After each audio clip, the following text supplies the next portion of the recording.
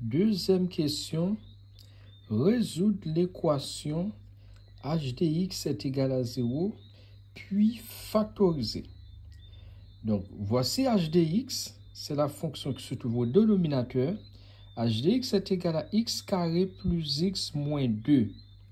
Cette fonction est écrite sous la forme. Voici la forme générale de cette fonction. H de x est égal à ax carré plus bx plus c.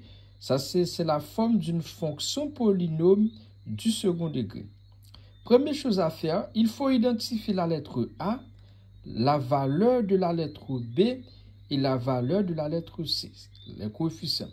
Donc ici, A est égal à 1. Le 1 sous-entendu, ce n'est pas écrit, mais le 1 est là. Là, je mets A égale à 1.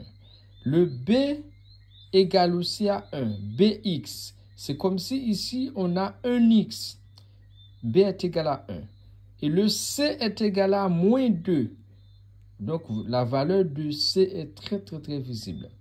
Donc, lorsqu'on a une fonction qui est écrite sous cette forme, h de x est égal à ax carré plus bx plus c, on vous demande de résoudre cette équation ou encore cette fonction h de x. La première chose qu'il faut faire, c'est calcul delta. Ça, c'est la méthode de base. Il y a plusieurs méthodes. Là, je vous donne la méthode de base. Mais quelle est la formule de delta? Voici la formule de delta. Delta est égal à b carré moins 4ac. C'est ça la formule de delta. Maintenant, on regarde bien la valeur de b. B est égal à 1. A est égal à 1. Et C est égal à moins 2. Maintenant, on remplace les lettres par ces valeurs. Donc ici, B est égal à 1, c'est B au carré, 1 au carré. Moins 4 fois A fois C. Le A est égal à 1 et le C est égal à moins 2. Maintenant, on fait le petit calcul. 1 au carré, ça donne 1. Moins 4 fois 1, ça donne moins 4. Moins 4 fois moins 2, ça donne plus 8. 4, moins fois moins plus, 4 fois 2, 8. Ça donne plus 8.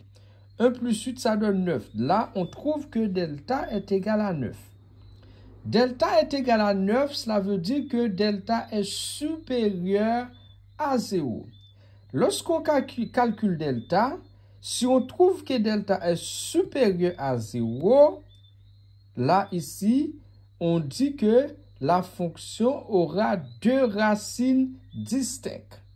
Maintenant, je prends la racine carrée de cette valeur-là. La racine carrée de delta est égale à la racine carrée de 9. Racine carrée de 9, c'est bien 3. Là, je mets plus ou moins 3. Maintenant, delta est supérieur à 0. On aura deux racines distinctes. Voici la première racine de l'équation. La première racine, c'est quoi? X1 est égal à moins b plus racine de delta sur 2a. Et deuxième racine, x2 est égal à moins b moins racine de delta sur 2a. La différence, c'est seulement la x1, x2 moins racine de delta et l'autre plus racine de delta. Il reste pourquoi on a deux racines distinctes. Si delta est supérieur à 0, on aura deux racines distinctes lorsqu'on demande de résoudre une fonction polynôme du second degré, un trinôme. Donc, je connais déjà la valeur de la lettre B, c'était 1. Si vous avez oublié, vous pouvez revenir ici, là. D'accord? Ça vous permet de voir la lettre A, la valeur de la lettre B et la valeur de la lettre C. Donc, B moins B, B est égal à 1, c'est bien moins 1. Plus racine de delta, c'était 3, plus 3 sur 2A. 2 fois 1, parce que A est égal à 1. Et maintenant, on trouve moins 1 plus 3, ça donne 2. 2 sur 2. Donc, x1 est égal à 1. Ça, c'est une première solution de l'équation. L'autre racine, x2 est égal à moins b moins racine de delta sur 2a. C'est moins b, b est égal à 1. Je mets moins 1, moins racine de delta, moins 3 sur 2a. 2 fois 1, 2. Moins 1, moins 3, ça donne moins 4 sur 2. Donc, ça est égal à x2 est égal à moins 2. Comme on nous a dit de résoudre, on donne l'ensemble des solutions.